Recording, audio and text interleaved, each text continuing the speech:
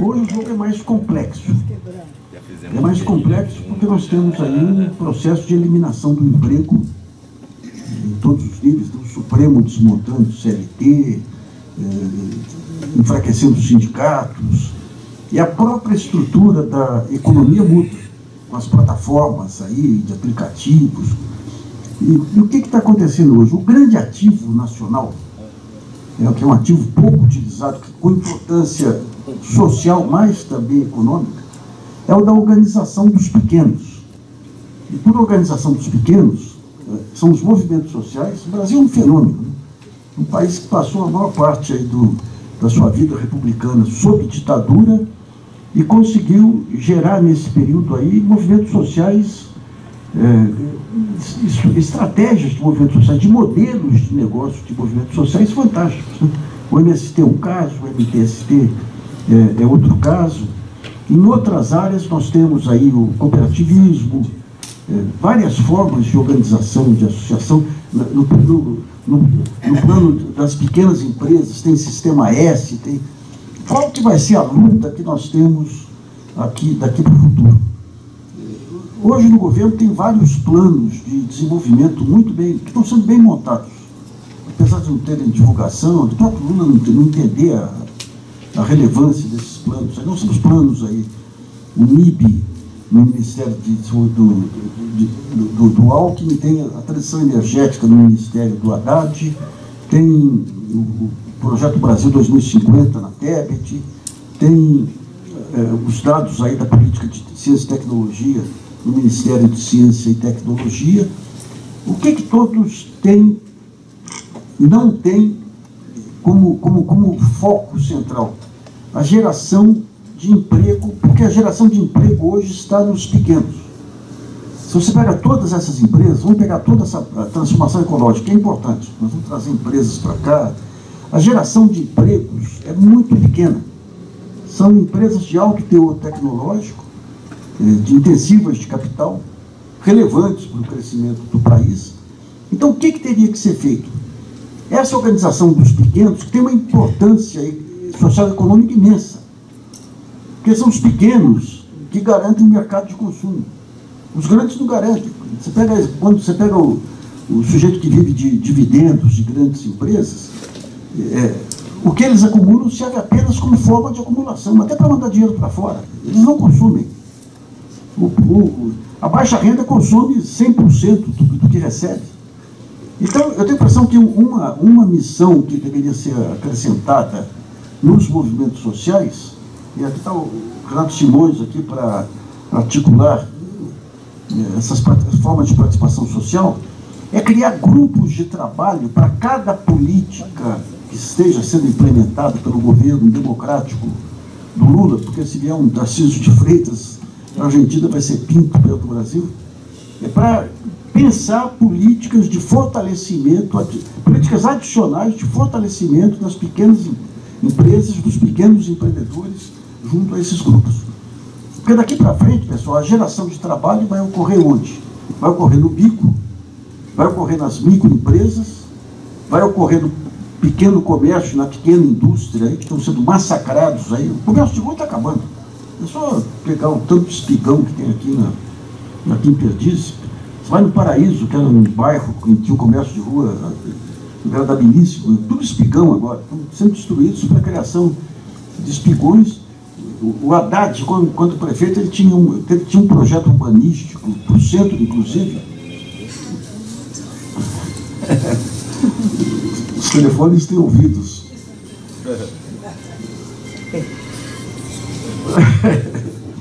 Mas o Haddad ele tinha um projeto para o centro que quem quisesse construir no centro poderia ter edifício comercial, poderia ter edifício de apartamentos, grandes apartamentos, mas paralelamente teria que ter apartamentos populares e teria que ter área para o comércio, de maneira da vida lá, colocar os empregos perto da residência dos empregados.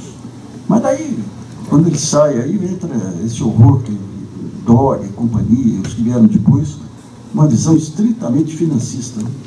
Então, tem que levar em conta algo que às vezes é um pouco complicado. complicado, mas vai ter num determinado momento que tem uma aproximação. Quando você pega a estrutura de associação comercial, de pequenas empresas e tudo, é um pessoal muito seduzido pelo discurso bolsonarista. São vítimas, mas são seduzidos pelo discurso bolsonarista. E a lógica desse discurso é o seguinte: pô, eu vou tirar os direitos trabalhistas. Então o sujeito pensa na sua empresa, fala, eu vou pagar menos imposto aqui. E não consegue entender que esse desmonte trabalhista reduz o mercado de consumo e ele não consegue vender mais à frente.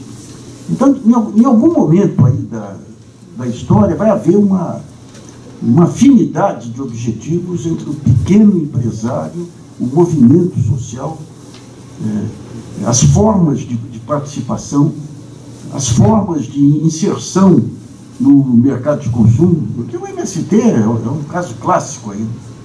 O MST é uma coisa admirável aí, que eles conseguem pegar pessoas que estariam abandonadas por aí, transformar em pessoas produtivas, trazem um conceito totalmente diferente, que a pessoa não é dona da terra, ela é dona da produção da terra para impedir a especulação.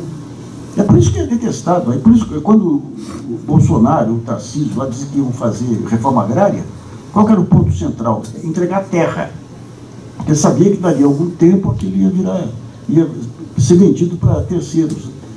Então, de alguma maneira, tem que haver uma aproximação. Por mais reacionário que seja a estrutura das associações comerciais, das pequenas empresas, das pequenas padarias e tudo, há um ponto em comum unindo os movimentos sociais e esses pequenos empresários. Esse ponto em comum é que todos são vítimas desse modelo. E todos têm que se organizar para sobreviver. Lá atrás, nos anos 90, 2000, por exemplo, nós tínhamos as farmácias independentes, se juntavam numa rede, cada farmacêutico mantendo aí o seu comércio, mas compartilhando publicidade e compras. Porque indo comprar em conjunto conseguiam preços melhores. Hoje acabaram as farmácias individuais. As grandes redes ocuparam tudo. Você chega na França, a França tem proibição de atuação das redes em determinadas cidades, grandes cidades, para não matar as pequenas farmácias que são geradoras de emprego. Né? Então, de alguma maneira, eu sugeriria que fosse constituído um grupo para começar a pensar em formas de aproximação com os pequenos, com o cooperativismo, com a mesma associação comercial, que é um núcleo muito conservador, aí, com a associação de padarias, associação de bares e restaurantes, aí, tentar ajudar, conversar e ver onde tem organização desses pequenos empreendimentos, que vai ser a maneira. Eu até escrevi outro dia, eu tenho certeza que a grande liderança política do futuro vai ser alguém que entender todo esse mecanismo dos pequenos e conseguir juntar os pequenos em torno de um discurso único. O problema do Brasil hoje não é mais o combate à miséria, a fome. O combate à fome teve grandes avanços aí. O Lula é um símbolo máximo aí dessa luta. E agora é diferente. Agora é uma segunda etapa aí, que é a defesa do emprego e dos pequenos negócios aí contra esse poder avassalador das plataformas que estão acabando com o mercado, com o comércio individual aí, as big techs acabando aí com as organizações políticas e tudo, né? E passar esse obstáculo aí não é fácil. A gente tem preconceito de lado a lado aí, a esquerda em relação aos bolsonaristas, os bolsonaristas em relação às esquerdas. Eu confesso que mesmo no ambiente católico, você tem que ter compreensão com o outro lado. Aí, cada vez que eu vejo um bolsonarista falar, eu fico arrepiado até a raiz do cabelo. Né? Mas a gente tem que considerar que são pontos de ignorância e temos que tirar do nosso lado o preconceito em relação ao pequeno comércio, a pequena farmácia, a pequena padaria, que esses serão os futuros aliados de amanhã. E com toda a justificativa econômica. Porque a economia ela cresce quando ela tem as bases de consumo, as bases de emprego, as bases de atendimento social garantidos aí. Senão é apenas enriquecimento. É um país de fazenda. Né? O cara vem aqui, faz uma jogada com o Sabesp, pega o lucro da Sabesp e leva para um paraíso fiscal aí, um país que exploda. Então, nós temos aí um grande país pela frente ainda para ser construído. Às vezes eu fico meio desanimado, eu falo, bom, eu não vou pegar esse grande país pela frente, não sei se as minhas filhas vão pegar, mas precisam preparar para os netos, pelo menos. Obrigado, pessoal. Obrigada, Narciso. Muito boa a sua fala. Eu vou passar. Como formuladora de valores, porque a democracia tem valores. Uma democracia que exclui a maioria da população, que é mulher, com esse discurso que nós vimos no Congresso, né, contra a Marina Silva essa semana, mas que é reproduzido em tudo que é ambiente onde nós estamos circulando, é um desafio à democracia. Não há democracia sem valores. Então, esse, concluo, né, é o atual estágio em que nós estamos no segundo biênio do terceiro mandato do presidente Lula. Concluída a fase de reconstrução, então aí hoje 60 conselhos, temos fóruns interconselhos permanentes, temos o PPA participativo que mobilizou milhões de pessoas para discutir prioridades do governo, temos as conferências, né? Só esse ano estamos com 14 processos de conferências abertos. Então, feita essa reconstrução, o nosso desafio agora é outro, né? É que esse sistema ele esteja presente onde as pessoas vivem, trabalham, constroem suas identidades, que são os territórios. Então, o grande eixo é esse: participação social com educação popular nos territórios, associando a participação à comunicação para enfrentar a crise da democracia com democracia participativa e com emancipação das pessoas desses 6 anos de deseducação e de desinformação e de desorganização que eles promoveram. Por isso que a gente se interessa por processos colaborativos de elaboração, como os que nós vamos viver hoje aqui na PUC nesse dia, e queremos manter aberta, né, essa interlocução com a Secretaria-Geral e, portanto, com o centro do governo, para que a gente possa estimular cada vez mais a construção dessa democracia pela base, né, com valores que a sustentem. Obrigado.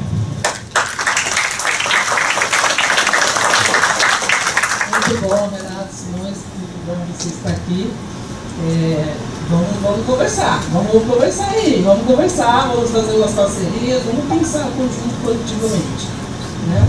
Eu vou chamar o Fred agora também para fazer uma última fala. Gente, é o seguinte, a gente iria abrir para algumas perguntas, mas a gente já tem atividades aqui nesse mesmo auditório, nós já estamos atrasados para as outras atividades, então eu vou chamar o Fred agora para fazer uma fala e no final a gente encerra por aqui, tá bom? Vamos lá, Fred.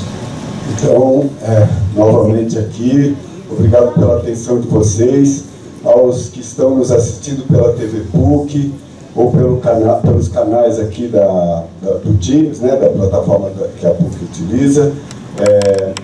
Muito obrigado pela presença, pela atenção, mas o que foi muito importante ouvir essas falas na sequência, porque nós passamos uma olhada geral sobre uma situação, e nesse momento a gente vai dar prosseguimento a essa mesa da democracia, que nós chamamos de comunicação para a democracia, vozes e movimento, porque qual é o problema que nós temos nesse momento? Nós, eu falo, setores progressistas da sociedade, nós somos muito maior, mas muito maior em número, em potência, do que a extrema-direita. Vocês têm alguma dúvida sobre isso? Ninguém tem dúvida. Porém, a gente vê o nosso povo com um olhar um pouco turvo, um pouco vazio, um pouco sem esperança, não é isso? E esse sim é um problema. Esse é um problema já, mas isso é um problema que tensiona, que aumenta a cada dia que passa, rumo a essa batalha mundial que nós teremos em 2026 aqui no Brasil. Porque a extrema-direita mundial vai jogar muito dinheiro, vai jogar todo o peso do Netanyahu que ele pode ter, além do que ele está fazendo de desgraça lá, tudo que tiver disponível à direita e do grande capital vai ser jogado contra o povo brasileiro, vocês não tenham dúvida disso. Então, o que nós precisamos, gente? A gente precisa se conscientizar disso e precisa se unir. Tem ferramentas? Tem. A Erundina lançou aí os Sementes da Esperança, que é fazer 10 mil núcleos, coisa que nós estamos criando, junto com o pessoal do Rio Grande do Sul e de outras áreas do Brasil, dos movimentos sociais, do MST, dos catadores, do movimento negro, que é o pool de canais. É uma ferramenta fantástica que nós estamos criando. Nós queremos ter milhares de canais de transmissão nesse pool de canais. É uma comunicação intermitente e ela é voluntária. Participa quem quer. Vocês entendem? Então isso vai entrar intermitentemente, mas vai ser um canal poderoso. Então o que eu falo para vocês, que têm conhecimento de alguém que tem o seu YouTube, com pouco ou com muita participação, não interessa. Isso tudo é investimento já feito. Os YouTubers já fizeram o seu investimento, já criaram o seu público. Só precisa juntar esses canais, entenderam? Então, articular politicamente, juntar esses canais é o problema, um dos problemas que nós vamos tratar aqui nessa mesa da democracia. Pool de canais. Segundo, essa mesa nós vamos fazer depois a de educação, não é, Regina Estima? Vamos fazer depois a de economia, na sequência, e vamos fazer depois a de política, para pensar os problemas estruturais políticos do Brasil. Nós temos propostas para mudar, por exemplo, essa distorção, que é uma Câmara que atua como se fosse o Executivo, percebe? Então isso tudo precisa ser colocado na discussão da eleição, para que não seja uma eleição eleitoreira, para que seja uma eleição política. Vamos mudar, vamos eleger gente comprometida com essa perspectiva, criando várias mesas da democracia, criando toda essa estrutura aí relatada pelo representante do governo, de conselhos, ela tem que estar ligada nisso. E nós queremos fazer um grande encontro, né? Uma conferência nacional pelo desenvolvimento sustentável, inclusivo, soberano, né, democrático do Brasil, nós junto com o governo Lula, porque se nós nos separarmos, nós seremos presa fácil. Se nós atuarmos juntos, nós seremos muito poderosos. Então fazer essa conferência para dar esse sentido político à eleição, o mais rápido possível, tão rápido quanto os segmentos possam se organizar, tão rápido quanto os segmentos possam escolher as prioridades de cada área. Essa noção de qual é a prioridade de cada área, ela tem que estar na cabeça de todos nós, e a gente tem que sentar nesse mesão aí, que é a Conferência Nacional, e falar, gente, para que nós vamos para essa eleição? Ah, nós vamos para a eleição para A, B, C, D, tá certo? Então, isso é o que nós estamos criando a partir desse movimento aqui, desse momento. Então, nós não estamos falando aqui de jornalismo para informar, nós estamos falando de uma comunicação que informa, que forma, que mobiliza e que transforma. Esses são os objetivos dessa comunicação. Nós usamos o jornalismo do Nassif, dos canais democráticos e de toda empresa jornalística que tem um mínimo de decência para cumprir o seu papel de ser plural, que eu olho a mídia comercial, eu não acho muito. Você fala em economia ali, é uma voz só, tá certo? Então são meio que agências de publicidade trabalhando para o capital financeiro, tá certo? Todos eles. Então, nós precisamos ter uma mídia, né? O GGN, os outros aí que tem os canais, precisamos fortalecer essas mídias e precisamos criar um canal independente dos movimentos sociais, pool de canais, tá certo?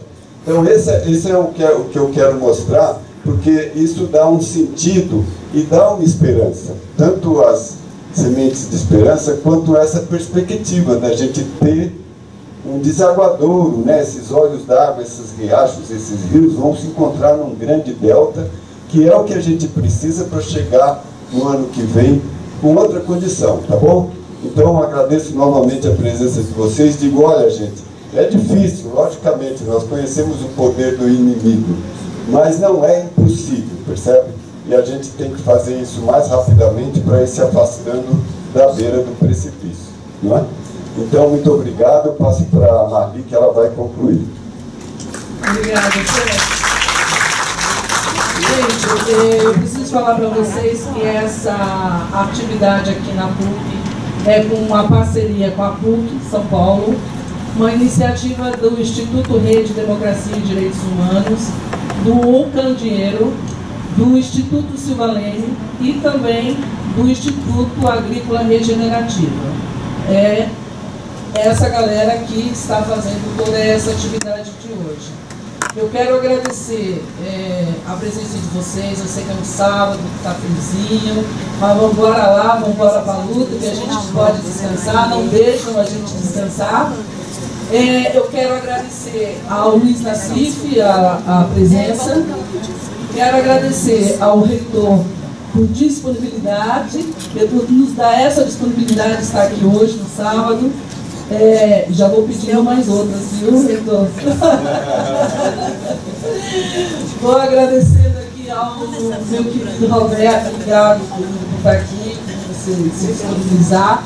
E Renato, eu sei que a sua vida é uma correria, mas obrigado, gratidão por você estar com a gente aqui no sábado de manhã. Tá bom? Muito obrigado mesmo.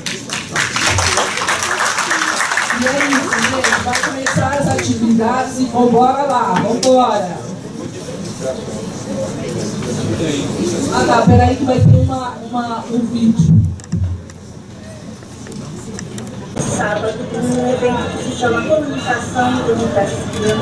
Nós estaremos com a Frente Internacional Brasileira pela Democracia, a nossa frente de brasileiros expatriados que estão organizados.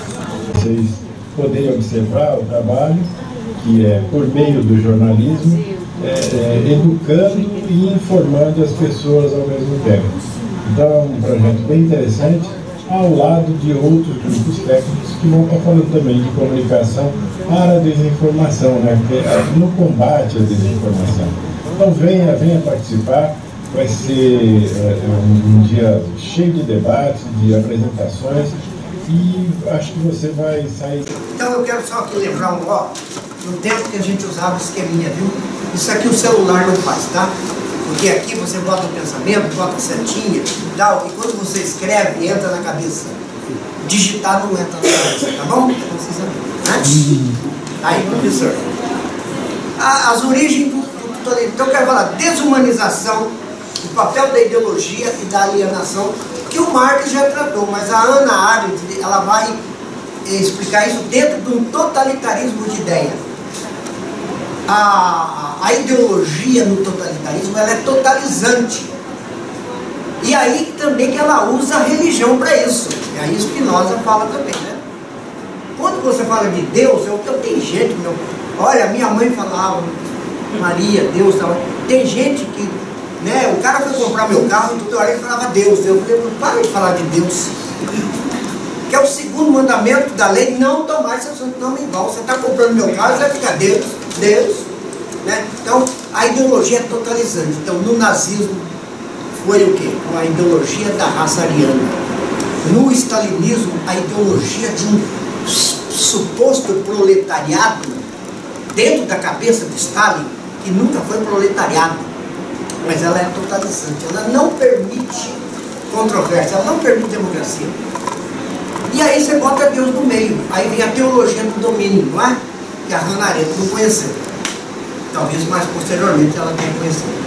Ou seja, Deus, como você pode ver um evangélico pegar a bandeira de Israel e sair na marcha para Jesus? Ele vai lá discutir com ele e fala, não, porque Josué, porque Moisés, porque não sei quem, tá? Então, gente, a pessoa fica desumanizada. Por quê? E aí, eu vou encerrar por aqui, tem muito mais coisa, ó, tem muito setinha aqui, né? O pensamento não se esgota, né? Ela deixa de pensar, ela para o pensamento crítico reflexivo. E ainda pergunta para que serve a filosofia nas escolas. Porque tem que ser empreendedorismo, porque tem que ser não sei o que lá, porque é a plataforma, porque você vai ser não sei o que lá. E pergunta, para que filosofia? Falei, para fazer essa pergunta que você está fazendo, seu idiota. Idiota no sentido grego. Tiraram filosofia do ensino médio no Estado. Tiraram filosofia. Por que tiram filosofia? Porque aí tem o totalitarismo da ideia, da ideologia, do ultraliberalismo, que vai tornar tudo, né, da competição capitalista ao extremo, de privatizar a vida, de privatizar tudo, de privatizar a saúde, o transporte, a água, de privatizar a alma, de privatizar Deus. Isso é também totalitarismo. Olha, gente, eu assisto Band News, CBN, não sei o que lá, posso parar já, né? Parar. É o pensamento, a noite inteira ouvindo um pastor ou um padre falando na cabeça dele. Desses aí, que eu falo que quando morrerem, terminando, né, eles param de pensar, quando esses pastores e padres, esses fariseus e hipócritas morrerem, não vão para o céu, porque não entrarão se tiver céu. E não vão entrar nem no inferno, porque se chegar no inferno, o capeta vai falar, aqui não entra, que nós não queremos concorrentes. Obrigado.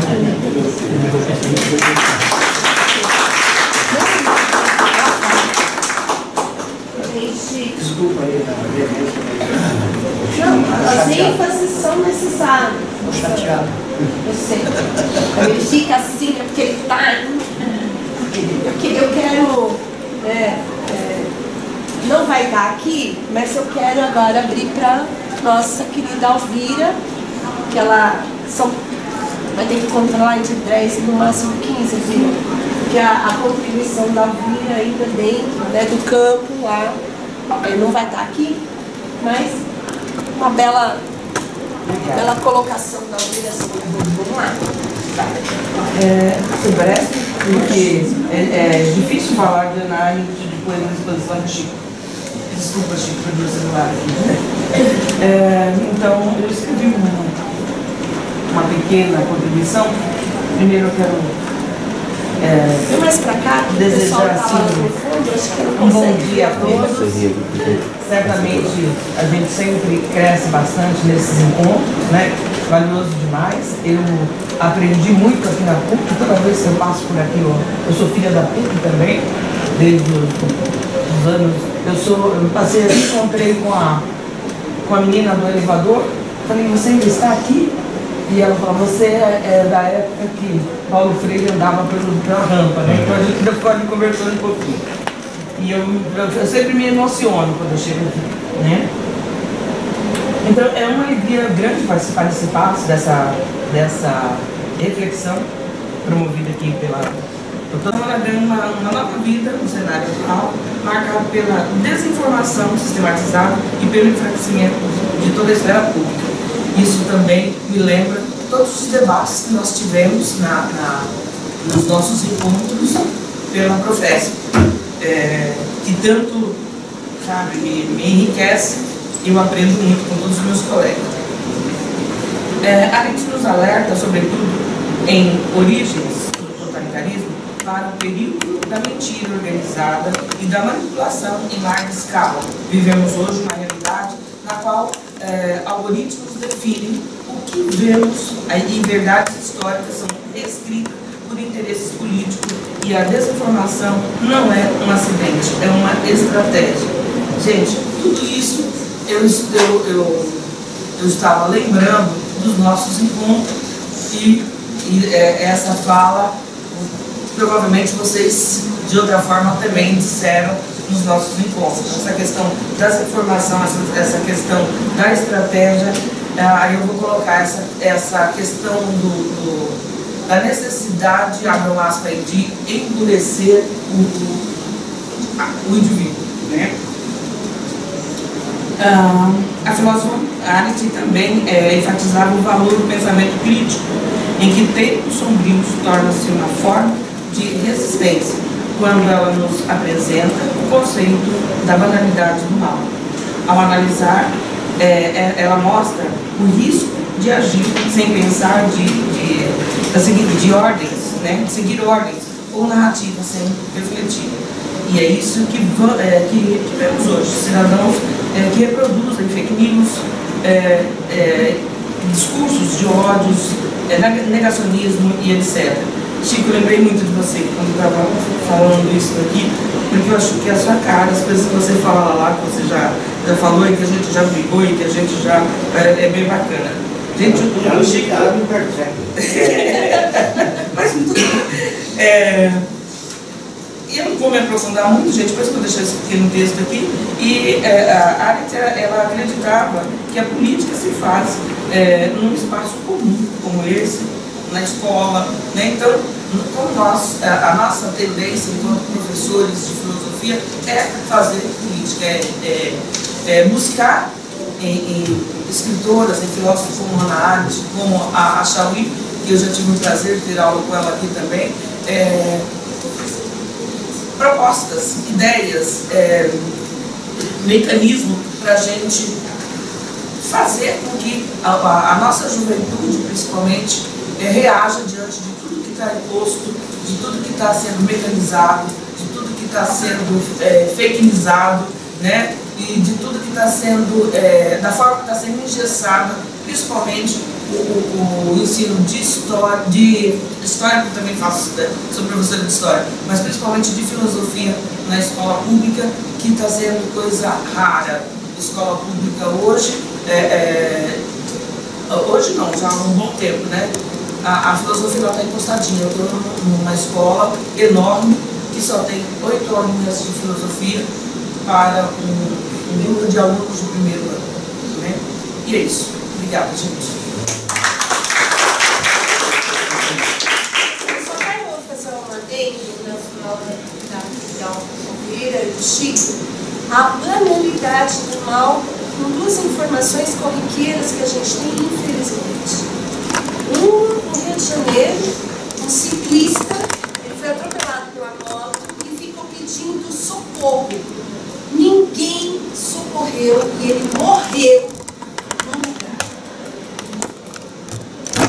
É um absurdo, né? As pessoas ficaram tirando foto, ficaram filmando e não socorreram o rapaz. Outro caso foi ontem, muito assim, estarrecedor, um morador de rua de 74 anos, ele colocou álcool no corpo, tocou fogo dentro do metrô São Bento. A cena é estarrecedora, né? E aí eu vi uma publicação no Instagram do Sheikh Janot falando o seguinte: é o último pedido de socorro, é o estágio mais grave do pedido de socorro de uma pessoa invisível para a sociedade. Por favor. Primeiro, agradecer as exposições. Eu acho que é um start para o debate, né? Para a gente poder, não sei quanto tempo a gente tem aí, mas vai. Não, mas porque eu acho que algumas coisas que foram faladas no início que você trouxe desse último pedido de socorro revela isso que o companheiro Valmir falou sobre o Estado, que ele nega os direitos, ele nega os grupos sociais e ele não mais se preocupa em garantir a reprodução da vida social dos sujeitos, especialmente dos trabalhadores. Então hoje você tem uma realidade em que matar as pessoas de fome, sem teto, de frio, enfim, das suas várias maneiras, virou uma política de Estado.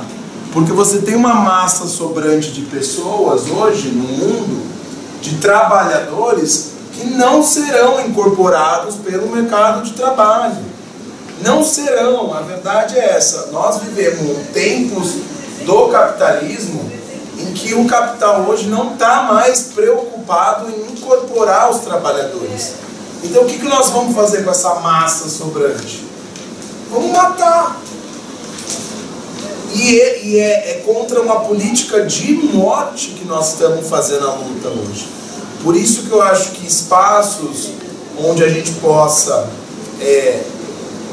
se rehumanizar, porque aí o companheiro Chico falou sobre a desumanização, como o ultraliberalismo ele desumaniza o outro, né? Então, é isso, eu moro aqui no centro, a gente caminha, passeia, vai tomar um café, aí a pessoa vem e te pede, posso te comprar? Eu não posso ajudar todo mundo, não tenho como, porque não é uma coisa que eu sou financeiramente incapaz, né, de ficar ajudando. Segundo que eu não sou culpado de tudo, mas a gente se sente mal, mas a gente se desumaniza e se esteriliza, porque querem nos esterilizar também enquanto sujeitos, mas sobretudo querem nos assassinar. Então, a política de genocídio, por exemplo, da Covid-19 do Bolsonaro, não é estratégia, é plano, né? E aí qual que é a nossa resposta, cara? Eu acho que nós também, né, identificamos o problema. Qual que é a nossa resposta? Tem que ser a organização popular. Nós aqui estamos construindo, eu, essa mulherada aqui, o Márcio ali, a gente está construindo, por exemplo, hoje, lá no Jardim Imperial Alto, uma cozinha comunitária, popular, que a gente convida todo mundo para ir lá almoçar com a gente, jantar, para vocês conhecerem e apoiar. Mas nós fazemos isso não porque a gente a gente faz, inclusive pega o nosso tempo, às vezes que nós nem temos, mas vamos fazer, mas porque a gente entende que tem que organizar aquela população para que eles ganhem autonomia para serem sujeitos da sua própria história. E aqui vou terminar com uma última reflexão. Mesmo os nossos governos de esquerda falham em organizar o povo. Nós precisamos de políticas públicas que organizem as pessoas. O Bolsa Família é fundamental, mas ele precisa elevar o nível de consciência da massa. E ele não vai fazer isso só depositando um dinheirinho na conta, numa caixa econômica. Ele precisa convocar as pessoas para serem trabalhadores sociais, para irem para as periferias, para cuidarem um dos outros, porque a gente está falando da política hoje do cuidado, porque a política da morte é a deles. Então não adianta só o dinheiro, porque dinheiro por dinheiro é importante, é fundamental, tem que ter a ajuda, o auxílio, mas tem que organizar a população em laços comunitários, que é o que a gente busca, né? Retomar esses laços que foram quebrados. E eu acho que a escola com as plataformas é mais isso, né? Esterilizar os alunos para que não tenham mais laços comunitários. Vai tudo para a plataforma. Obrigado, gente. Obrigada. Queria ler um texto que eu coloquei algumas ideias, eu não pretendo me alongar, só quero colaborar com o debate, com algumas coisas. Então, assim, estamos vivendo uma perigosa mudança de paradigmas, e o que é assustador não é apenas a construção desses regimes de verdades, mas narrativas antagônicas capazes de abduzir afetos e subjetividades. E ainda assim, correndo por baixo dessas narrativas, que fazem às vezes de cortinas de fumaças poderosas, um rio subterrâneo onde se encontram as verdadeiras causas das coisas. E estas estão permanecendo inaparentes ou ignoradas das narrativas. Por vezes, vejo razões que flutuam nessas narrativas que encostam no rio subterrâneo muito de leve e que capturam, mas ainda assim permanecendo ocultas. Estas, as grandes fontes inteligentes que ocorrem de toda essa arruaça, onde permanecem as pessoas se degladiando em suas superfícies alienadas. Degladiações metafísicas sem vontade de debate e de escuta. Verdadeiro portfólio das alienações de todos os espectros e ideologias, todos mesmo, inclusive da esquerda. Sinto como as pessoas acabam se comportando como times de futebol, sem base crítica, sem questionar o próprio umbigo. Talvez por medo de expor as feridas ao ataque do regime oposto e se fragilizar com isso, né? E assim, cada espectro de pensamento tende a ficar paralisado e inoperante. Desculpem as divagações, tenho pensado muito sobre essas certas coisas. Não vou me alongar aqui, apenas quis compartilhar com ouvidos capazes de escutas. Esse é um texto. Quando a gente fala dessas questões todas da banalidade do mal, existem outras banalidades que a gente não considera. A gente sabe que todas essas grandes questões, guerra da Rússia com a Ucrânia, guerra de Israel com Hamas, são essa superfície de algo que está muito por debaixo, que é a luta das hegemonias dos poderes, é querer se apropriar dos grandes minérios e das grandes fortunas que existem no solo da África. O domínio é um domínio econômico e se instigam guerras em que as pessoas, os países estão sendo salvos da derrocada econômica vendendo armas. A Rússia vende armas, os Estados Unidos vendem armas, Israel está vendendo armas, vendeu inclusive para a Ucrânia. E esse é um grande balcão de negócio que as pessoas ficam se debatendo com questões sem considerar outras banalidades do mal. É uma banalidade do mal terrível quando acontece, da mesma forma, quando acontece para instigar uma guerra, de matarem 1000 pessoas da população israelense.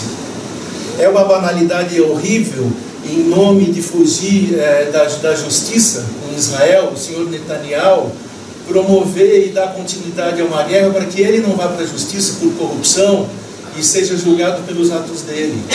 Então ele continua nessa loucura da guerra.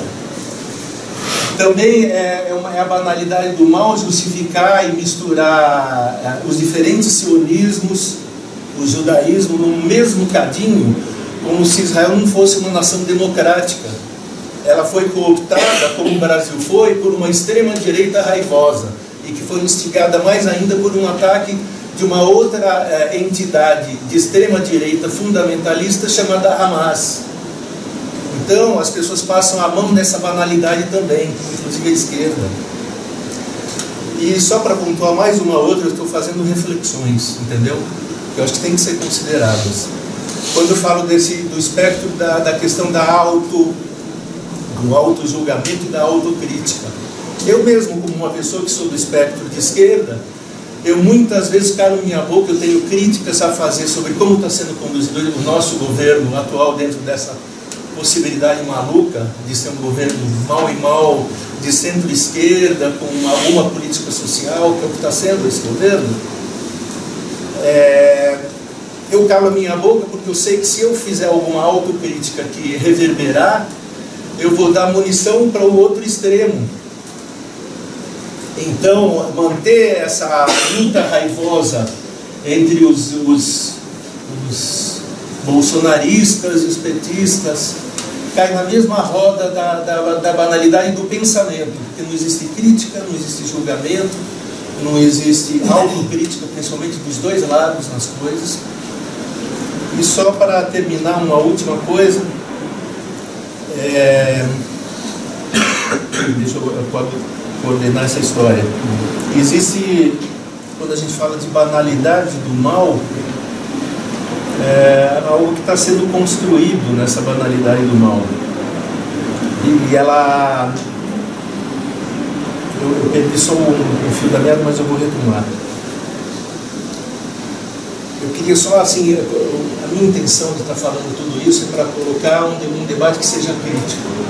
Que a gente não fique só se colocando como se a gente pertencesse a um espectro e fosse atacar e dizer das coisas que estão acontecendo nos outros, mas aonde que a gente pode mudar um pouco esse enfoque das coisas e introduzir pensamento crítico nas coisas e pensar numa questão que seja de estratégia. Sim. Você entendeu? Sim. Bom, tem mais uma coisa para falar, mas eu me perdi um pouco nessa fala. É uma coisa que tem a ver com a banalidade do mal, mas quando é uma frase só, aí eu retomo. Isso. Tá? Eu também queria fazer... Não, seria bem breve, eu quero ver o Simar, que é o que fala. Ela comete um erro tão grave quanto a direita que nega a política.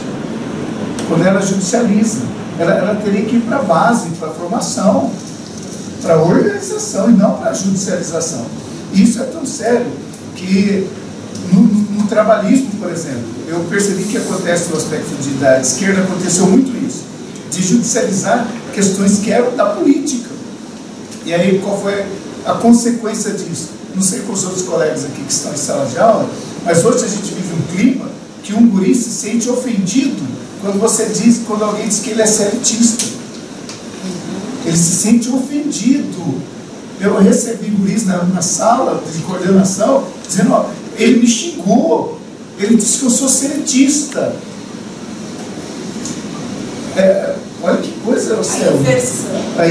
Ao invés dele falar assim, olha, eu tenho direitos, eu quero me aposentar, eu quero ter 13º, férias remunerada, eu quero...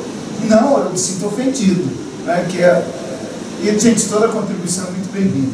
Só fazer uma adendo. O negro da favela, bisneto de escravo, para competir com o branco dos Jardins, que estuda no Colégio Ângulo, estudou nos melhores colégios. Para você dizer, bom, agora vamos ver a meritocracia, como é que fica. Você está nomeando cidadãos de 5ª categoria que não pertencem à elite dos brancos iluminados. E que é uma outra, não é nada mais do que um revival, uma nova forma de eugenia reeditada. Sim. Como o Hitler fazia. Sim. Ele não quer mais se identificar como pobre. Sim. Isso para ele é uma humilhação. Sim. Então ele quer mais ser chamado de classe trabalhadora ou pobre. Ele precisa se identificar com as classes que ele acha que pode ascender e se vendeu a ideia de que ele pode chegar lá. E aí casa com toda a ideologia religiosa de que o merecimento, a teologia da prosperidade, o merecimento é aquele que você consegue chegar lá se você se esforçar. Tudo isso está misturado. Sim. Mas é muito importante essa pesquisa. Eu acho, olá, tudo bem com todos? Eu sou o Silmar, que é o diretor da Profesp. Eu gostaria de propor aqui um pequeno raciocínio que possa contribuir com os diversos tipos de pensamentos que a gente tem aqui nessa roda. Né? Que, por exemplo, o que eu gostaria de dizer é que a gente lida hoje com uma questão que é da subjetividade de cada um para a realidade. A gente lida hoje muito com a ideia da ignorância de uma maneira muito geral. A gente fala muito de educação, mas a gente precisa colocar um pouco a mão na massa, nas questões de ordem da ignorância propriamente dita. Hoje a gente tem uma sociedade, um mundo que produz a ignorância de uma maneira e de uma forma generalizada. Isso tudo, em parte, para a gente possa entender assim, muito rapidamente, muito simplesmente, se a gente for pensar as sociedades de antigamente, sociedades antigas e medievais, as sociedades antigas e medievais, elas tinham uma conexão do homem com Deus e a natureza. Então eu estou propondo essa ideia para que vocês possam ver comigo nessa linha de raciocínio, para a gente poder pensar algumas coisas de maneira muito mais práticas para a realidade e para a nossa contemporaneidade. Por exemplo, na Antiguidade e Idade Média, a gente tinha ali uma conexão muito forte entre o indivíduo, Deus e a natureza.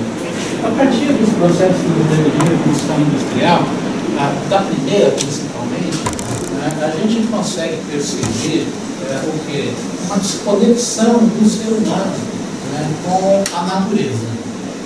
No mesmo momento em que, quase que no mesmo momento em que ele se desconecta também de uma ideia sobre o religioso. Então, o que torna isso? Primeira Revolução Industrial, Segunda Revolução. Primeira Revolução Industrial já desconecta ele da natureza, das coisas, de fazer as coisas, de quando fazer algo, ter o espírito dele naquela coisa propriamente dita. Essa desconexão da natureza faz com que ele perca um pouco a noção das coisas, do tempo, dos ciclos do tempo. A sua própria desconexão com a natureza acaba se revelando uma desconexão com o seu sagrado, com o seu religioso. E aí eu tenho um indivíduo que ele vai ter que desenvolver toda a racionalidade dele num processo que para tudo ele vai ter que racionalizar. O que vai imperar a partir da primeira Revolução Industrial, já a partir da primeira Revolução Industrial para a segunda, é o império da razão. E a gente sabe aqui, bastante, compreendeu que a razão ela acabou entrando em colapso. Isso foi possível perceber na segunda revolução, na Segunda Guerra Mundial. A partir da segunda revolução industrial, a gente tem a entrada dos mecanismos eletroeletrônicos, e aí o ser humano, com uma explosão de consumo, as coisas começam a facilitar, uma abundância de coisas. E aí, aquele ser humano que se desconectou da natureza e de Deus, e que não consegue mais compreender em que o mundo está, porque ele só percebe o mundo a partir da razão, ele vai fazer o quê? Ele vai ter que lidar com o mundo a partir da razão, da ideia do iluminismo e tudo mais. A razão entra em colapso, aí ele fica sem mundo completamente, né? Segunda revolução industrial, terceira revolução industrial, uma troca de modal de eletroeletrônico para conexões em rede, internet, um mundo virtual, o mundo real se duplica entre real e virtual, né? Ele não consegue mais entender em que mundo ele está, se é o real ou se é o virtual. Então percebam que até para o indivíduo é um processo muito assim, cada hora que ele olha, ele está num lugar diferente, ele não sabe onde está, e ele está desconectado das coisas. Então, ou seja, é esse indivíduo que chega agora na Revolução 4.0, com a internet das coisas, a inteligência artificial, e é esse indivíduo que nós temos hoje. É aquele que é a nossa matéria-prima, né? É ele, com ele que a gente vai lidar. São eles que estão nas nossas salas de aula, são eles os trabalhadores hoje, né? São eles os consumidores hoje, né? São eles aqueles que alimentam e retroalimentam todo o sistema informacional, seja ele qual for, em termos de rede social, global. Então, assim, é esse indivíduo que a gente tem que dar hoje. Então, nós temos um cenário muito propício para a ignorância, num processo massificado, em que o sujeito não sabe mais quem é ele. É preciso que a gente comece a pensar, e aí, acho que a fala do, acho que é o colega aqui, né? Essa coisa de trazer, o teu nome é? Igor. O Igor? Nossa, Igor, maravilhoso, cara. Vocês estão indo no caminho mais avançado que há. Vocês estão mais avançados que as IAs, por exemplo. Sabem por quê que você está mais avançado? Vocês estão mais avançados que as inteligências artificiais? Porque vocês trabalham uma coisa que ninguém está trabalhando, que é ação colaborativa. Ação em rede colaborativa. E não é virtual. Né? É você com o seu parceiro, é do lado, e isso não tem. Né? Então, talvez as grandes revoluções a partir de agora sejam as ações de cunho real, práticas e colaborativas. Né? Serão, assim como a gente ouviu na entrada desse evento, serão as ações em cooperação. Mas percebam que as ações em colaboração, em cooperação, elas devem ser reais. E se utilizar os instrumentos tecnológicos para fazer sua disseminação e ampliar o seu alcance. O que normalmente, o que eu percebo, eu acho que todo mundo percebe quando olha para o mundo, são ações dos mais variados tipos e matizes, mas assim, são ações que estão acontecendo no virtual. Não, essa ação no virtual ela não acontece. A ação é aqui e é agora. Sou eu com o meu parceiro, meu amigo aqui. É nossa roda de conversa, é colaboração. Eu falo, o Igor fala, a Selma fala, o Chico, vocês todos falam e a gente dialoga. Esse diálogo está acontecendo na internet, está acontecendo no Teams, mas percebam que a tecnologia está sendo usada aqui não para realizar esse evento está acontecendo aqui. Somos nós. Eles na verdade funcionam como ferramentas e instrumentos de amplificação do processo. E houve o quê? Com a chegada das revoluções 4.0, de tecnologias de inteligência artificial e tudo mais, o que aconteceu? A gente começou a pensar o mundo só a partir do virtual. Como se todo instrumento de contato tivesse que acontecer lá. Bem, porque essa fala eu já vou terminar para não deixar aí no debate. Quem é que usa e manipula isso de uma maneira maestral? E quem já entendeu isso? uma maneira assim, extremamente estratégica a direita e principalmente a extrema-direita.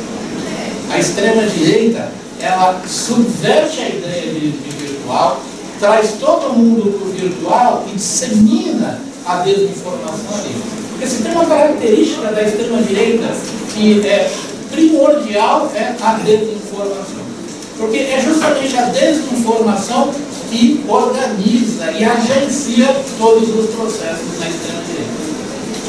Era isso que eu queria dizer, mas assim, o debate não esgota a minha fala, eu gostaria de falar mais sobre isso e abro o debate para que vocês possam pensar comigo também outras formas de participação, como a do ruído, vamos pensar um pouco mais nessa coisa, mas na colaboração, usar a tecnologia como amplificação do processo e não ela como um fim em si mesmo.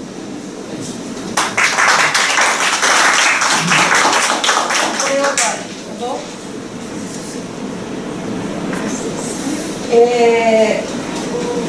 A proposta, né, a gente está falando da Hanna, a gente ligou, fez uma atualização da banalidade do mal, né, o totalitarismo, né, as intervenções. Eu quero trazer para essa conversa um outro pensador da escola de Frankfurt, que é o Adorno, né? Para a gente também pensar, pegando o gancho do Simar, quem pensou, quem está pensando? Como sempre, o centro do poder, né, do sistema. Né? Então, a Adorno, junto com o Hockenheim, vai fazer, né, lá nos anos 60 um estudo, né, dessa questão como que a desinformação ou a informação a serviço do sistema, ela constitui o capitalismo no monopólio da comunicação diretamente, né, ou a cultura, né, a cultura de massa, né, ou a indústria cultural, né, que quando a gente fala indústria cultural gera às vezes algumas suposições que não são a da que ele está propondo. Mas Adorno, ele vai falar justamente dessa massificação, hegemonizar num padrão só, para o controle dessa sociedade, o controle e adestramento desse pensamento que não pode ser crítico, porque o sistema pede que você seja submisso a ele, que você, quando você trabalha, você não precisa pensar em nada, trabalha, pega o seu ônibus, chega na sua casa, janta, assiste lá o que você gosta. Agora nós temos os streamings, né? Pode dar um exemplo? A minha sobrinha, que mora no Mato Grosso, comecei a conversar com ela e tal. A vida, uma sobrinha que gostava muito de arte, gostava, né? E ela falou assim: tio, eu não quero falar disso, eu tenho mais o que fazer, eu vou trabalhar. É isso.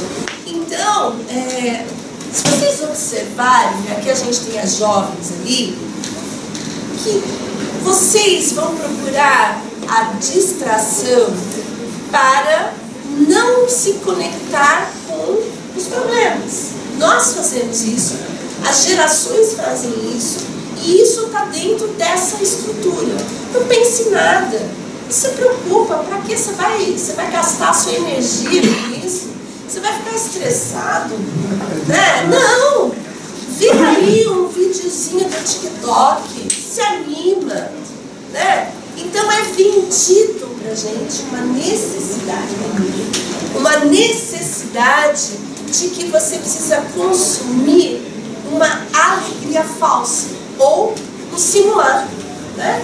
Uma situação inversa.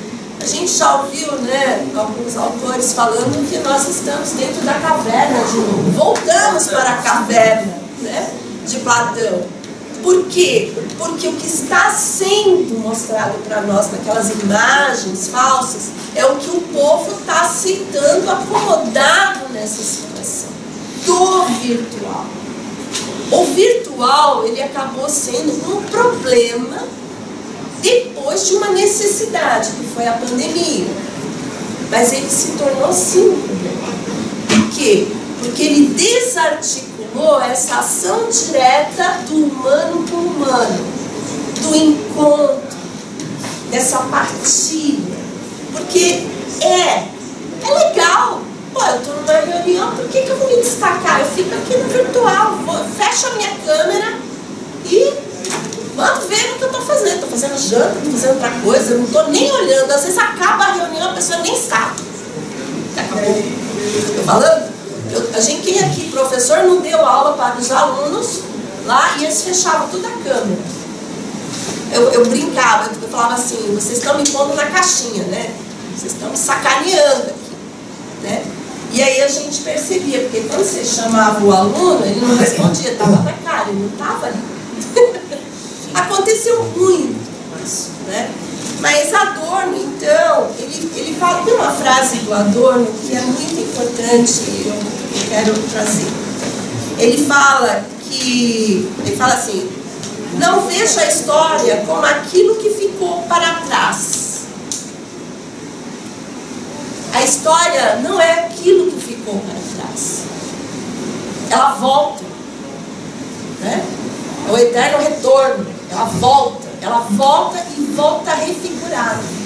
Há uma reconexão das forças, né? E ela volta. Só que a gente precisa estar atento a isso, né? A gente não achar que o fascismo ficou lá no passado. O fascismo não acabou com a guerra, né? No final da Segunda Guerra. Ele retorna. E ele retorna com outras roupagens, com uma atualização, com a banalidade do mal inserido em outros aspectos. É aquilo que você disse. Um deles, mais atual, é desumanizar. Desumanizar o sistema capitalista, o neocapitalismo, ele desumaniza e nos torna produto de consumo. Nós somos o próprio consumo. Isso. Você hoje é um empreendedor, é o capitalismo na pessoa. Ele está configurado agora como um produto. Então é passado por essa juventude que está lá no ensino público que ele tem que ser empreendedor. Por que eu vou falar de direito? Eu não quero ser CLT. Eu quero ter meu horário, eu quero fazer isso, eu ganho, eu quero ser eu mesmo. Só que ele não entende o espaço que isso está tomando enquanto destruição dele mesmo. A precarização, essa homogeneização, né? Então, olhar hoje para nós que somos do campo progressista ou de esquerda, ou temos esse desafio, é muito grande, é muito necessário essas conversas que a gente está fazendo. E fazer isso dentro da sala de aula, pequenas rodas de conversa dentro da sala de aula. Em algum momento que a gente consiga encaixar. Uma outra questão é que da desinformação é nós prestarmos atenção que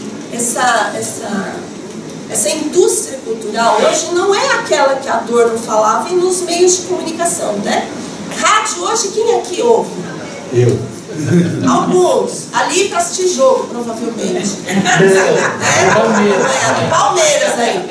Eu ouço a Band News há 20 anos. Tá bom, mas... E a voz do capitalismo eu tenho que saber o que eles pensam. Mas olha só, eu sou do tempo que quando eu começava aquela musiquinha da Voz do Brasil, eu corria e desligava. Porque aquilo já me irritava de ouvir aquilo. Os meios hoje não é mais televisão. A rede aberta está lá para quem não tem acesso a streaming. Porque a maioria vai consumir, que é uma das coisas que Adorno fala, ele tem um simbolismo de te agradar. Então ele vai te dar as opções, os algoritmos também, de que você é captado por essa indústria cultural pelo teu gosto. É diferente de quando Adorno estava falando também, porque lá a máquina colocava algumas coisas que eles produziam. Hoje não, eles te dão a oportunidade de você escolher aonde você vai ser captado. Aonde eles vão te pegar? E eles pegam. Eles pegam. Eu quero trazer... Oi, Tico. Quem é que vê jornal? Jornal! Jornal! As meninas, jornal! Vocês imaginam vocês catando um jornal? Recebendo o jornal em casa. Recebendo o jornal em casa? Tem o jornal no celular. Sim, mas é o virtual. É o virtual. Físico hoje só o livro, porque eu gosto muito, mas jornal você lê na internet. Panfleto, qual era o maior trabalho da esquerda nisso? Está aqui. Pegar panfleto, chegar na básica, na porta, lá na escola, isso aqui, vem aqui, vamos conversar. Não existe. Existe alguns. Nós temos material que está aqui, ó. Você já viu uma coisa estranha? Você tá no ônibus, tem alguém lendo um livro. É raro. Você olha assim, é raro, né? Tanto que hoje em campanha, o que a gente vê mais saindo, por exemplo, a gente faz muita campanha, não é um panfleto, é o adesivo. Porque aí o adesivo, você cola no peito e você diz o que você defende. Mas o panfleto, então você tem que ter adesivos de ideias, o que também é legal, né? Mas assim, no panfleto ninguém vai ler. Não, e tem outra coisa, mesmo na atualidade de vídeos, TikTok e situações N, tem que ser comunicação rápida. Porque aqui, vou me centralizar porque a juventude, eu não ouço mais do que 3 minutos. Passou disso, nem vem que eu não vou ouvir. Tem a regrinha, 15 segundos, 1 minuto, e finaliza com 15 segundos. Agora, a gente consegue construir pensamento crítico em 3, 5 minutos? Eu consigo passar uma mensagem? Só se for algo muito específico e direcionado. Então a gente precisa tomar cuidado justamente com essas questões da internet, como a Simar falou. Para finalizar minha fala, eu não poderia deixar de colocar a situação da América Latina, né, como sendo uma questão muito importante, porque é aqui onde nós estamos, né? Aí eu quero trazer Galeano, tá? Eduardo Galeano. Eu sou uma filósofa que gosto da literatura. Então, a maioria das minhas reflexões, elas partem dos livros também de literatura. Eu conecto muito, porque para a literatura também tem seu lado filosófico, principalmente dentro do existencialismo, que eu gosto muito. Então, Galeano, acho que é que não está aqui, né, aquela pergunta. Mas ele vai fazer, teve 2 livros, mas ele vai fazer As Veias Abertas da América Latina. E a gente precisa retomar essa leitura. Porque nós temos hoje, dentro desse novo fascismo, né, os regimes autoritários disfarçados de ditaduras, mas sendo civis, legais. A América Latina, ela tem dentro da sua história, desde das invasões, dos genocídios praticados e das agressões dos europeus, um resultado dentro da nossa vida diária. Os escravizados, os homens e mulheres que foram, né, escravizados, trouxeram essas pessoas para tanto o Brasil quanto para os Estados Unidos e outros. Mas essa agressão, nós somos sempre um produto de violência. Nosso país foi construído, né, construído entre aspas, mas num legado de violência, numa necropolítica, desde a sua origem. Foi com os índios, foi com os negros e negras, na nossa história. Então Galeano, ele fala assim: o passado é mudo ou continuamos sendo surdos? Faço a ligação com a dor. A história, ela não ficou para trás.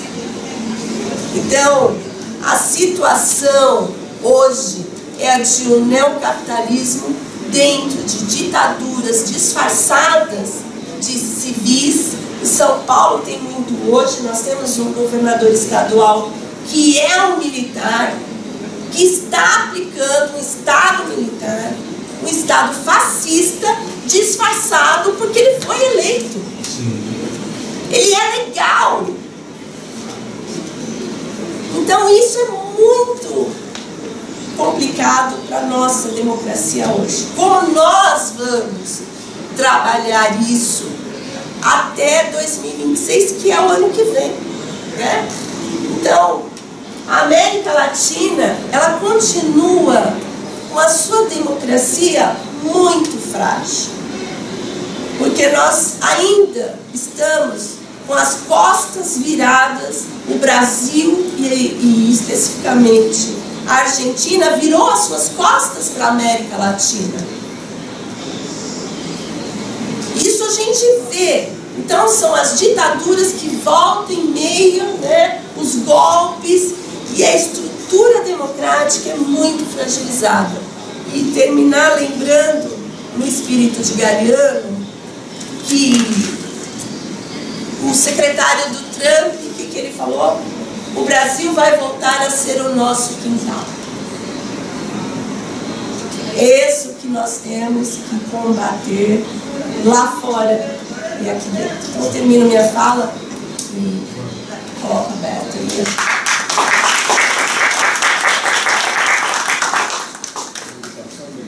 Silmar, aquelas duas fotos.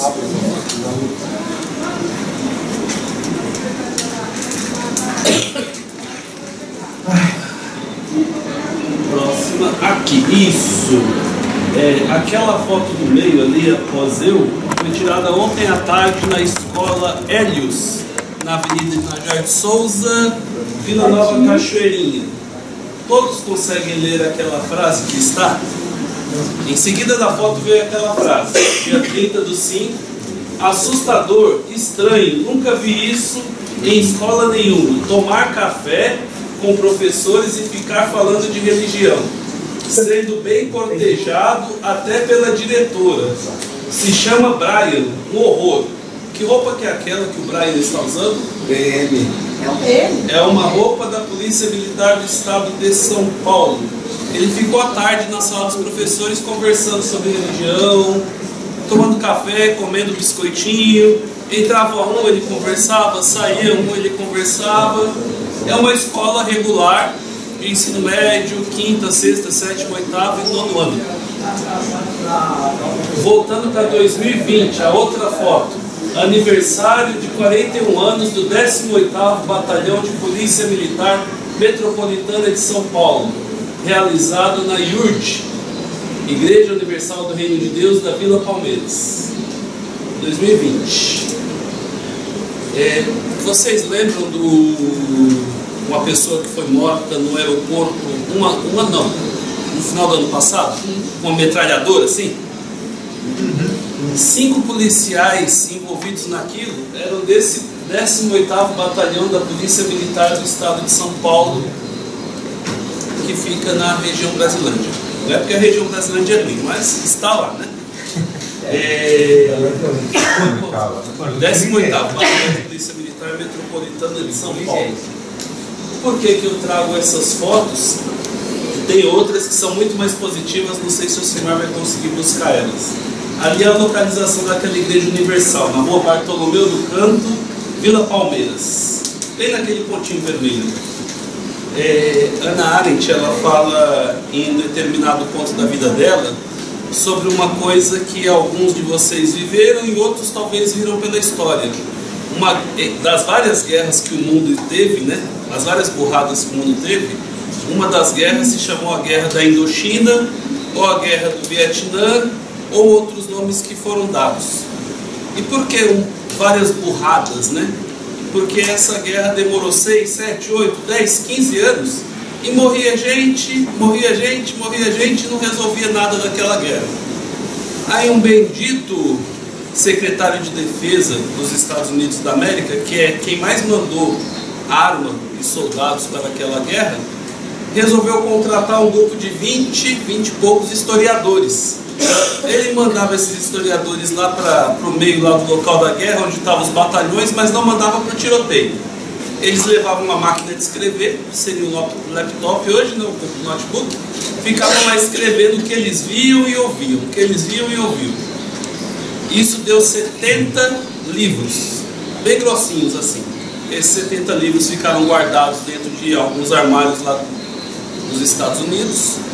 E um deles falou assim: nós escrevemos tudo aquilo sobre o que nós vimos e ouvimos, vai ficar aqui guardado? Não, vou dar um jeito, vou levar isso para quem pode jogar no ar, né?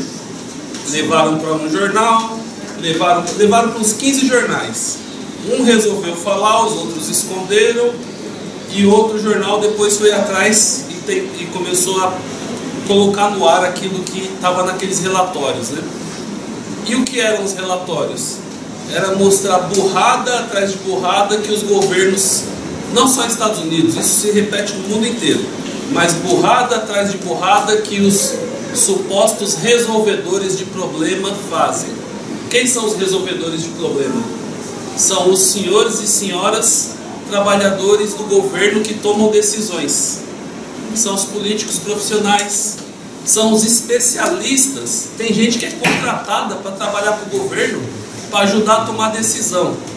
Só que é um bando de gente que se chama resolvedor de problema, só que uma guerra que não se resolve em 5, 10, 15 anos. Resolveu o problema?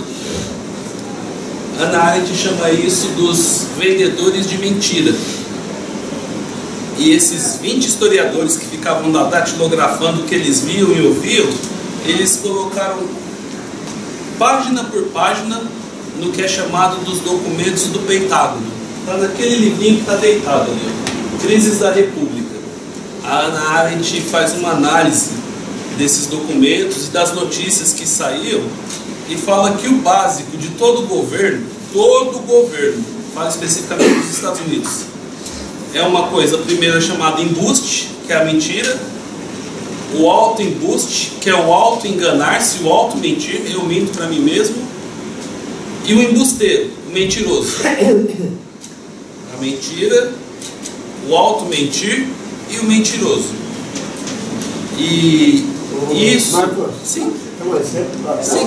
O que estão fazendo da SEDUC? O que é isso? Secretaria de Educação do Estado de São Paulo. Está fazendo isso. Exatamente. Tem gente que ganha muito bem dentro da Secretaria de Educação, dentro da Secretaria de Segurança, dentro da Secretaria de Saúde, dentro da Secretaria da Polícia Militar.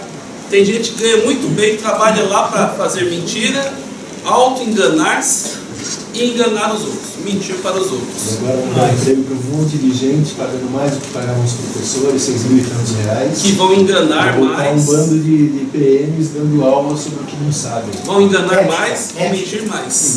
Sim. E o que a Hannah Arendt detecta nisso, né? Isso é, dentro do que nós estudamos como filosofia, é uma lógica de agir. Vocês na escola devem ter os moleques lá que tem um jeito que eles agem todo dia igualzinho. Nós que somos adultos conhecemos alguns adultos que todo dia faz a mesma coisa, tem um jeitinho de falar, tem um jeitinho de se comportar, homens e mulheres.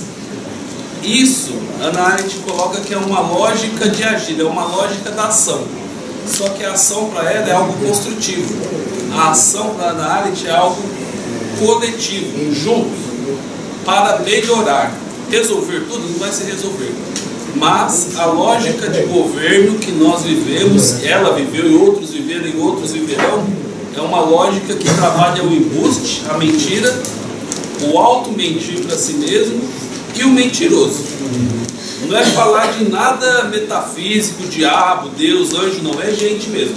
É coisa de 2 pernas, 2 olhos, 2 braços. Se tem algum mal congênito, às vezes não tem uma perna, não tem um olho, não ouve, não fala, mas é a forma de agir de todo e qualquer governo. Até os religiosos. Nós estamos dentro de uma universidade católica, existe um governo católico, Vaticano. Tem problemas nesse governo, tem essa mesma lógica e modo de agir. E uma coisa que a Hannah Arendt fala, que para nós normalmente é uma frase que é muito ligada à política sempre, né? Poder, poder, poder. O poder entendido pela política é aquele poder ali, ó. Quem tem mais equipamento para poder acabar com a vida do outro ou para dizer que é mais poderoso. e o poder em Hannah Arendt é reunir as pessoas, é trabalhar em conjunto. O que o pai e a mãe faz com vocês para vocês estarem unidos, o que nós tentamos fazer ou tentamos viver, né, entre nós como educação, ou entre nós aqui nesse espaço, é trabalhar em conjunto. Isso é algo que a Hannah Arendt perpassa todos os livros dela. Ali tem 1, 2, 3, 4, 5. Tem mais uns 15, 20 que estão publicados em português no Brasil. Peguem os livros, dêem uma olhada, se puderem, juntem um dinheirinho, comprem. Eu tive a alegria de 2 anos atrás receber de presente do Carlinhos, um rapaz que mora em uma viela perto da minha casa, lá na região Brasilândia. Ele trabalha em um sebo, lá no Largo de São Francisco. Ele me deu de presente de aniversário a origem do totalitarismo. Podem ir lá no sebo procurar o Carlinhos, na rua Riachuelo. Muito gente boa aí. E só uma pincelada e uma provocada para nós, né? O quanto que nós temos essa sensibilidade e essa percepção do que é esse embuste, o que é essa mentira. Esse policial ali é uma mentira que ele está ali fazendo política da boa vizinhança. Ele não foi tomar cafezinho lá porque estava com fome, foi lá fazer alguma coisa que normalmente não é o comum. O policial dentro de escola, mas ele chega na portaria e quer ir embora, assina o livro porque não quer ficar naquilo. A polícia não gosta de ficar dentro da escola. Policiais festejando aniversário do batalhão militar há 5 anos atrás, 2020, dentro de uma igreja universal. Cada um tem sua fé, mas só existia esse espaço grande para o batalhão se reunir naquela região. Não, tem outros espaços onde eles poderiam fazer a festa de aniversário deles. Posso falar só uma vez? A gente está perdendo, dentro dessa fala do Marcos, uma coisa muito importante que no Brasil era, eu vou dizer, sagrado: a laicidade. O Estado laico está caindo, estão fazendo isso vias, né, camufladas. Mas o Brasil sempre teve a convivência das várias religiões, sempre no... Que me disse assim: eu sou empreendedor. Falei, não, você é explorado. Empreendedor é o cara que criou a plataforma. Você nem conhece. Vai lá, Vitor. Bom, de pronto, dando una lida, ¿no? Y la preparación que gente debe, ¿no?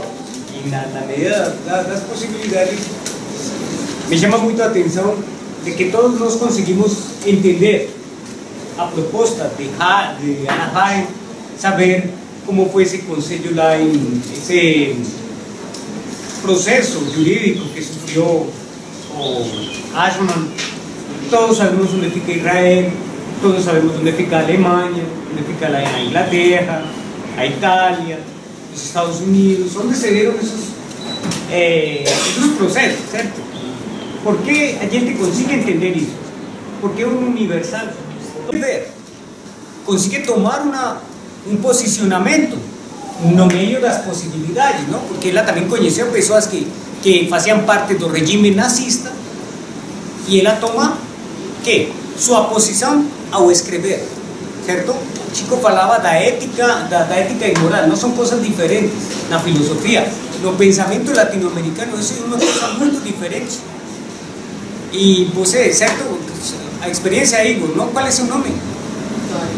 Ah? Vitória. Sussurro. Vitória. Vitória. Esla. Leonice. Lourdes. Lúcia. Igor. Como exemplo, eles se revelam.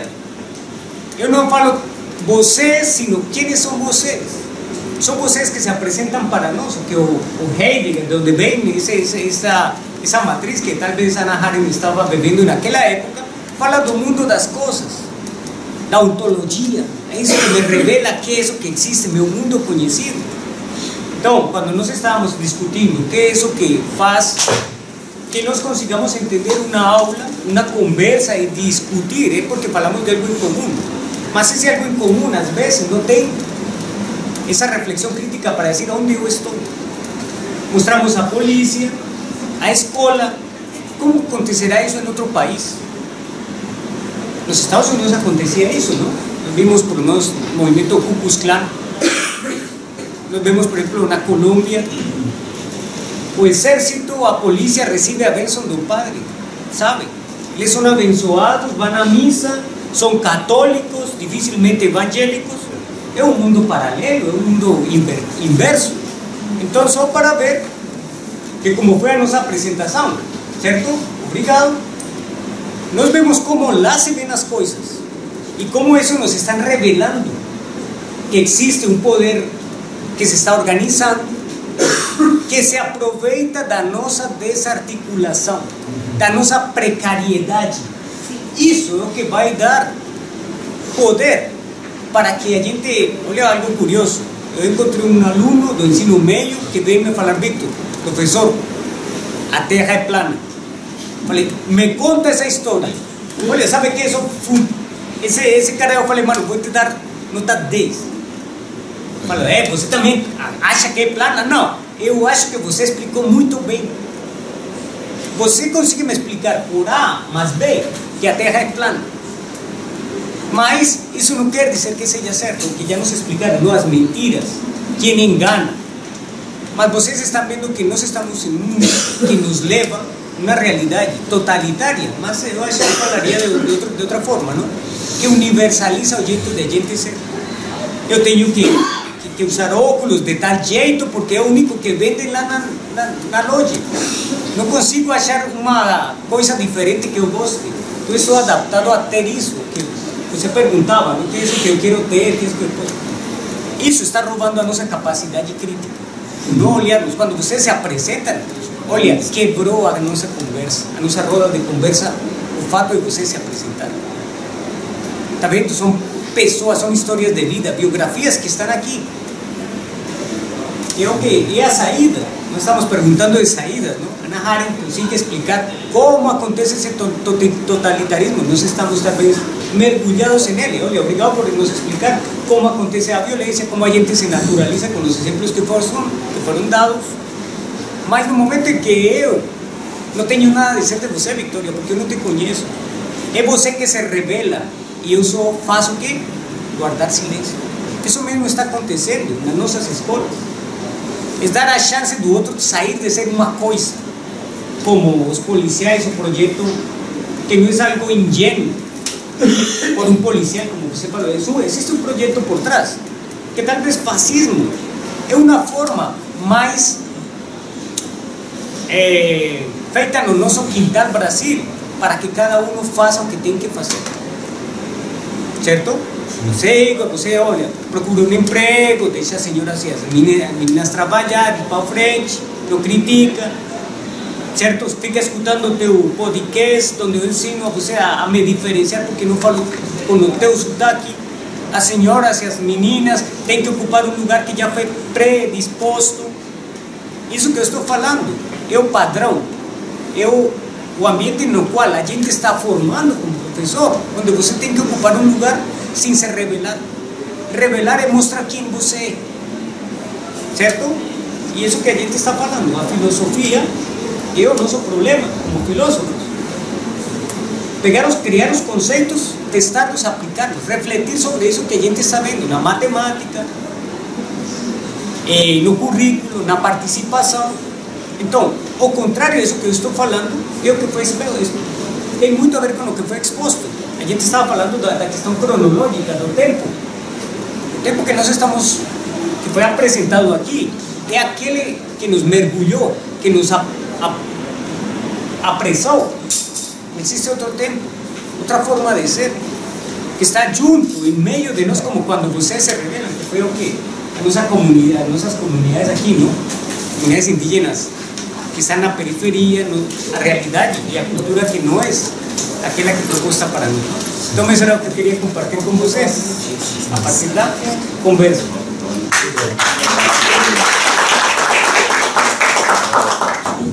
Só posso pedir desculpas, para agradecer. É muito raro ter uma mesa de filosofia. Estou maravilhado, anotei muita coisa.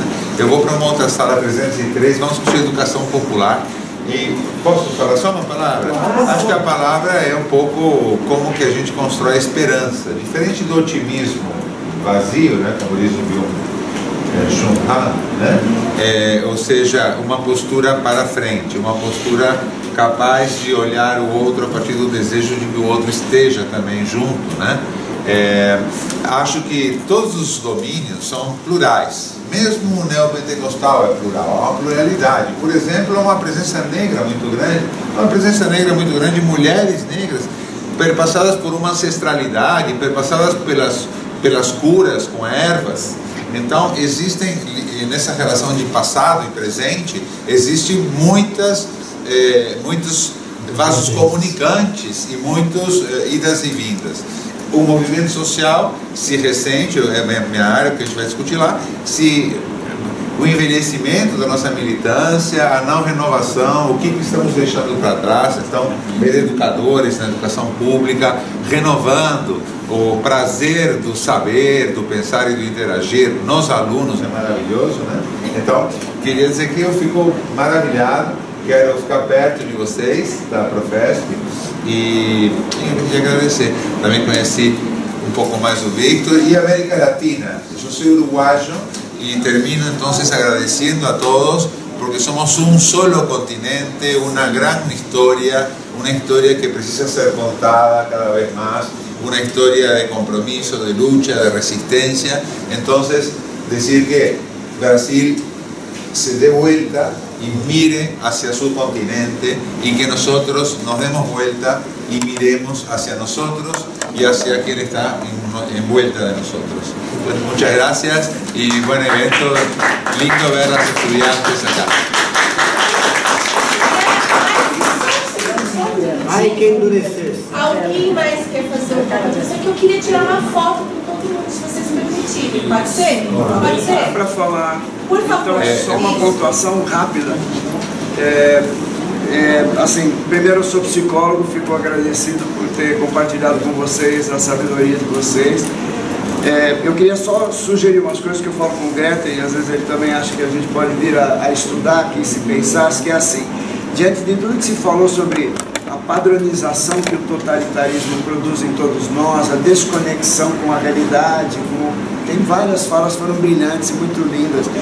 Eu gostaria de trazer algumas coisas que são importantes a gente se debruçar, talvez para vir a pensar juntos também, estudar. Começar com Steve Bannon e Olavo de Carvalho e entender como eles estruturaram as políticas da desinformação. É deles, no Jardim das Aflições, no livro deles, que está a base de como isso foi operado. E quando ele operou isso, os algoritmos estavam começando a funcionar. Os algoritmos são elementos, como diz a Mariana Chauí, que criaram uma realidade, como falaram aqui, uma realidade paralela à realidade. Então, todo ser humano passa a receber apenas aquilo que lhe agrada e ele passa a viver dentro de uma bolha de alguns poucos elementos com que ele já não se relaciona com o mundo e muito menos uns com os outros, como brilhantemente os colegas também aqui falaram. Então, entender como funciona isso passa por algumas dicas que são um livro chamado Engenheiros do Caos, que é do Giuliano Dampoli, um italiano que acabou de, fez alguns anos, e a esquerda tem falado sobre ele, e como a gente está na política quântica, no mundo da política quântica, que é a pós-verdade, onde cada ser humano passa a querer acreditar naquilo que acha melhor acreditar. E o processo que o Olavo de Carvalho instaura, que é desinforme ao máximo as pessoas, ao máximo, até que elas fiquem tão perdidas que não saibam mais em que acreditar, e aí vem o discurso totalitário que vai fechar esse processo. É importante entender por aí, no documentário Dilema das Redes, num livro chamado Capitalismo de Vigilância, que explica, nesse mesmo Dilema das Redes, que nós fomos além de nos tornarmos a mercadoria, né? Hoje, o que as Big Techs vendem são os nossos comportamentos, as nossas preferências. Elas conseguem direcionar os comportamentos, padronizar, mas vender para terceiros aquilo que eu me comporto. Por isso, todo o CPF dado numa farmácia no Brasil é vendido depois como seus consumos de medicamentos, etc, etc. Tudo isso está relacionado. E eu fecho para dizer o seguinte: o que está acontecendo com esse mecanismo, que a gente precisa entender tecnicamente esse mecanismo que passa por esses livros, é o que o Michel Demurger acabou de lançar também na Europa, que se chama Fábrica de Cretinos. É um livro de educação e de psicologia e filosofia, que explica como as crianças estão se tornando sem empatia, sem paciência, estão perdendo a capacidade de ler, estão perdendo a capacidade de raciocinar criticamente, estão perdendo a capacidade de estruturar o texto, e elas estão perdendo a capacidade de interagir uns com os outros. Essa é a nossa sala de aula. Ninguém mais hoje lê o folheto, e sequer nos jornais lê mais do que a manchete e a submanchete. Isso tem a ver também com a economia do tempo que nós estamos sendo ocupados. Então, é importante entender essa questão estrutural de como está se fazendo uma lavagem cerebral na população, com a primeira vez que um instrumento de comunicação, a primeira vez na história que a maneira de você se comunicar por uma propaganda não é mais através de algo que você vai lá e escolhe como um canal de TV ou de rádio, mas é um instrumento que está na sua mão, que te conhece, que te ouve cada minuto que você fala, criptografa seus dados de preferência e encaminha para você aquilo que você gosta, mas explicando a verdade deles. Nenhuma força que a gente consegue colocar na internet hoje, nenhum grupo que fica postando coisas nos nossos Instagrams, etc., tem capacidade de superar o que o algoritmo direciona. O algoritmo privilegia a direita, privilegia a mentira, porque ele entrega a mentira. Então, é importante que no futuro a gente possa discutir isso com a inteligência de vocês, mas trazendo essa informação. Tá? Vamos fazer uma foto comemorativa desse momento. Gente, agradecer novamente a presença de todas, todos. Prazer enorme que esse momento se repita. Muito bom. Pessoal, só um convite. A gente tem a página do Facebook no Instagram. Nós vamos fazer um seminário no segundo semestre. Eu gostaria de ter um contato até para convidar, trazer as contribuições. E o nosso folhetim lá de 15 anos de ação, tem um folhetim lá também, tá? Boletim. Vamos ficar desse lado aqui. Onde é que ele vai ficar? Vamos tirar foto, só, rapidinho. Vamos juntar aqui. Meninas altas na frente e meninos baixos atrás. Meninas baixas na frente e meninos altos atrás. Meninas são altas. As meninas vou cobrar direito de imagem, vou cobrar direito de... Pra cá. Eu te amo, Chico. Eu sou baixinha. Eu acho que é. Vai na capada. Eu sempre joguei no ataque, viu? Então a gente ficar de joelho. Vamos lá. Ficar agachado. Cócoras. Eu quero de cócoras. Vem aí, pai. Fica no meu pé, pai. Aí, pai. Aqui. Depois eu te ajudo a levantar. Conseguiu ler. Foca com o nosso meio. Você é alto. Pelé, Rivelino e Jardim. Aqui, ó. Pelé, Clodoaldo. Aí eu já pego um pouco. Rivelino, Só deixa eu Jardim. Isso aqui. Ideologa 10, hein? Rafinha, aqui, Vinícius Júnior. Ideologa 10, hein? Depois tira pra mim aqui. Oi. Eu era 10. Vai, gente. Deita aí, Igor. Deixa eu ficar aqui também. Tá todo mundo enquadrado. Tá? Todo mundo enquadrado? Enquadrado no bom sentido.